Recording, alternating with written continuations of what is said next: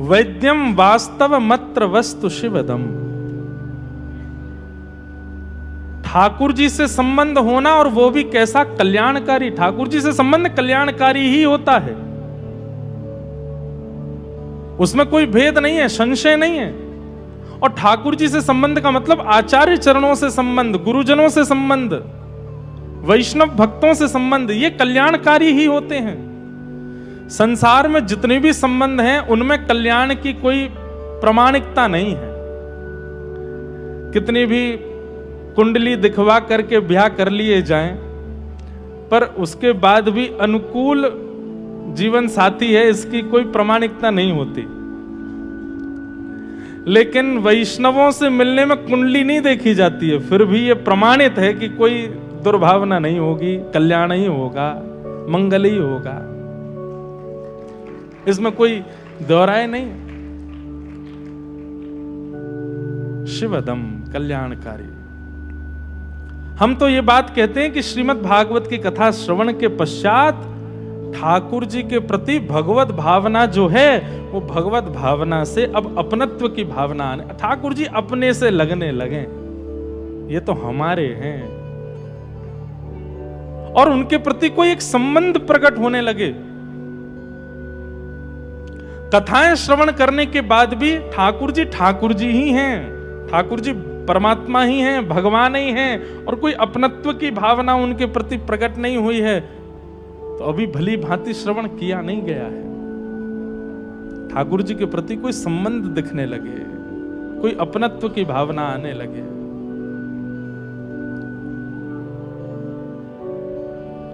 गोसाई श्री विठल नाथ जी ठाकुर जी को लाला मानते हैं और उनके प्रति लाला की भावना रखते हैं कि जे तो हमारे लाला हैं, लाला की भावना रखते हैं। तो एक बात और निश्चित मान लीजिएगा, हमारी बात बहुत ध्यान से सुनिएगा। आपने ठाकुर जी से कही कि ठाकुर जी आप हमारे ये हैं, तो फिर आप एक समय में भूल सकते हैं, ठाकुर जी नहीं भूलते, ठाकुर जी उसी संबंध का निर्वहन करते हैं। याने मोकू लाला मानो।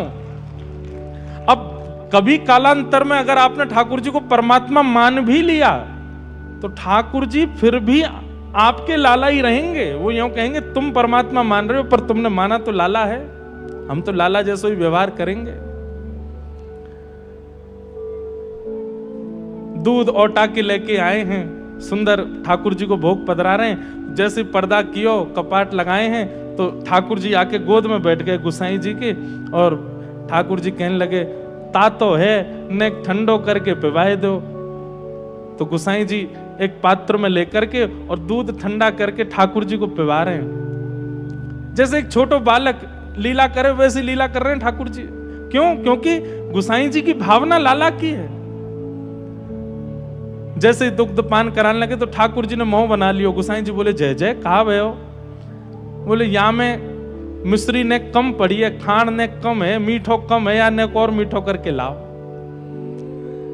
गुसाई जी बोले अच्छा जय जय, अभी जाऊं ने विराजो। ठाकुर जी फिर से अपनी स्थान पर विराजमान हो गए, भीतर गए, नेक और माँ में मिश्री सिद्ध करके लाए। आए जैसे ही ठाकुर जी फिर से आके सहज है के गोदी में बैठ के बोले अब पिवाए दो। जैसे ही पिवाने लगे तो ठाकुर जी ने फिर मोह बनाया। गुसाई जी बोले अब कहा भयो? बोले अब मिश्री ज्यादा है गई है, मेरे होठ चिपक रहे हैं। गुसाई जी बोले कैसी लीला करे? ये इस कथा से क्या सिद्ध हो रहा है? हम ठाकुर जी के सामने भोग पधरा देते हैं, ठाकुर जी के सामने सामग्री पधरा देते हैं, जैसी भी बनी हो। कभी कभी पाने के बाद अनुभव होता है, जब प्रसाद पाते हैं तो फिर अनुभव होता है अरे इसमें तो नमक कम रह गया, इसमें तो ये। उस समय मन में आती है ठाकुर जी ने एक बार भी नहीं कही, लेकिन गुसाई जी को ठाकुर जी बोल देते हैं या में मिश्री कम है ने मिलाए के लाओ। क्यों? क्योंकि संबंध मानते हैं ठाकुर जी। और मैं फिर से कहूंगा, आप संबंध मान लेंगे तो आपसे चूक हो सकती है संबंध निभाने में, ठाकुर जी से चूक नहीं होगी। ठाकुर जी निभाते हैं। 2-3 बार ऐसी है कि कभी कहें दूध ज्यादा है, तातो ज्यादा है, ज्यादा सीरो है गयो है, या में ज्यादा मिठास है न कम मिठास है। गोसाई जी गए, जाकर के दूध लेके आए, एक पात्र में मिश्री अलग से धर दी, दूध अलग धर दियो। बोले जय जय सुनो, खुद मिलाओ और अपनी अनुकूलता से बना के पी लो। तो ठाकुर जी कहा बोले मैं कैसे पी लूंगा, मैं तो लाला हूं, मुंह पे मिश्री मिलानो आवे ही ना है, मैं तो लाला हूं, आप ही मिला के पिवाओगे।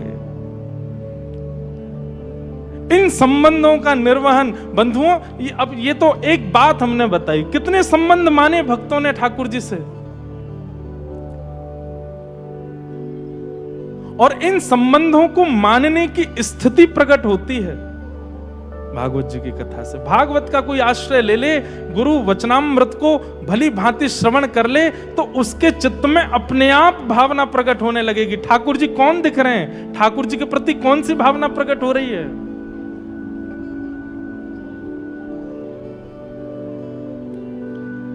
वैद्यम वास्तवमत्र वस्तु शिवदम, कैसा संबंध, कल्याणकारी। तापत्रयोन्मूलनम, तापत्रयोन्मूलनम, तापों का उन्मूलन हो जाता है। ठाकुर जी से संबंध है जाएगा तो ताप का उन्मूलन होगा ही होगा। ठाकुर जी जब अपने है जाएंगे, अब संसार में एक व्यवहार है कि बड़े लोगों से संबंध बना के रखो, नेता राजनेता हो या और बड़े लोग हों, उनसे संबंध बना के रखो। क्यों भैया, कहीं विषम परिस्थिति आएगी तो ये हमारे सहायक बनेंगे। बड़े लोगों से संबंध हम इसलिए बनाते हैं, विषम परिस्थिति में हमारी सहायता करेंगे। ठाकुर जी से संबंध बन गया तो विषम परिस्थिति में ठाकुर जी सहायता नहीं करेंगे, निश्चित करेंगे। ठाकुर जी सहायक बनते, लेकिन आपकी स्थिति कैसी हो जाएगी, ठाकुर जी सहायता करेंगे पर आपकी इच्छा नहीं होगी कि वो सहायता करें। कुम्मन दास जी के चरित्र में आता है कि ठाकुर जी ने एक राजा के चित्त में भावना प्रकट कर दी कि श्री कुम्मन दास जी को संपत्ति दे आओ। कुम्मन दास जी की गोद में बैठे हैं ठाकुर जी, प्रेम से बात कर रहे हैं, बतिया रहे हैं। कुम्मन दास जी की दाढ़ी पे ऐसे हाथ लगा लें लाल जी, चर्चा करते करते इतने में राजा आयो तो ठाकुर जी अंतर ध्यान है गए। कुम्मन दास जी की स्थिति ऐसी नहीं है, उनकी यहां स्थिति ऐसी है कि तिलक स्वरूप लगाने के लिए भी कठौते के जल में देखना पड़ता है, आरसी भी नहीं है। और उस स्थिति में, उस परिस्थिति में एक राजा संपत्ति लेकर के द्वार पर खड़ा है और श्री कुम्मन दास जी कह रहे हैं अब तो यही अतेजन कहां चले गए, कछु तो कह रहे पतो ना कहां चले गए। राजा ने कही भगवान आप आज्ञा करें, मैं आपकी सेवा करने के लिए। अरे भैया, ब्रज में घनेरे संत पड़े हैं, कोई की सेवा कर दे, तू मत देवे मुंह को कछु। बोले क्यों? बोले संपत्ति तू लेके आयो, ठाकुर जी मेरे मोते दूर है गए, या संपत्ति को दे जाएगा तो वो हमेशा के लिए यहाँ दूर रह जाएंगे।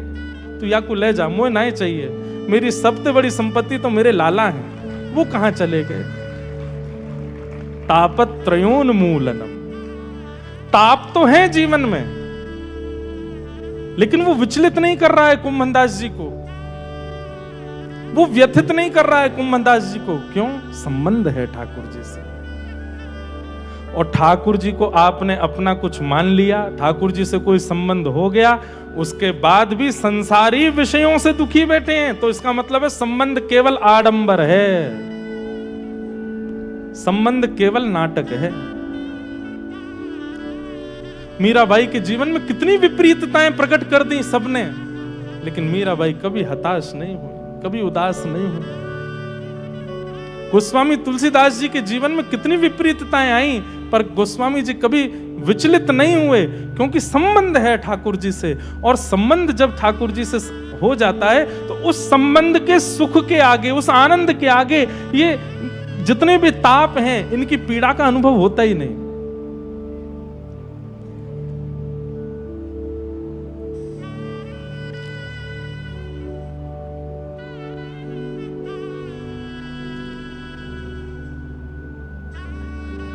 उंगली में थोड़ी सी चोट लग जाती है, मान लो एक सुई जैसी लग गई, तो व्यक्ति उंगली लेकर के बैठा रहता, अरे अरे इतनी लग गई, मेरे खून निकल रहा है, ये हो रहा है, वो हो रहा है। संसारी व्यक्ति ऐसा ही होता है, वो छोटे छोटे जीवन में आने वाले तापों को भी लेकर के बैठा रहता है कि ये मेरे लग गई, लेकिन वो ये विचार क्यों नहीं करता कि उंगली में केवल एक सुई लगी है, बाकी का पूरा शरीर तो स्वस्थ है। एक उंगली में लगने वाली चोट इतनी व्यथित क्यों कर रही है, ये विचार करो, बाकी सब तो स्वस्थ हैं। ये स्थिति कब बनती है? भगवद आश्रितों के, भागवत आश्रितों की ऐसी स्थिति बन जाती है। वो पीड़ा को इस प्रकार देखते हैं, अरे ये पीड़ा है, बाकी सब जो अच्छा है उस पर दृष्टि डालो ना, वो सब तो ठीक है ना, इससे विचलित क्यों होना, इससे व्यथित क्यों होना। इसी को कहते हैं तापत्रयोन्मूलनम। सब प्रकार के ताप जीवन में आते हैं। आप ये मत सोचिएगा कि कथा वक्ता हैं या कोई श्रेष्ठ महापुरुष हैं तो जीवन में ताप नहीं है, ताप। पर जितनी विचलनता एक संसारी व्यक्ति को होती है उतनी विचलनता हरिजनों को नहीं होती, उतने व्यथित वे नहीं होते। वो तो उसमें भी सूरदास जी को कोई कहे आपके नेत्र नहीं है तो सूरदास जी कहते हैं अरे भले नहीं है नेत्र। बोले क्यों?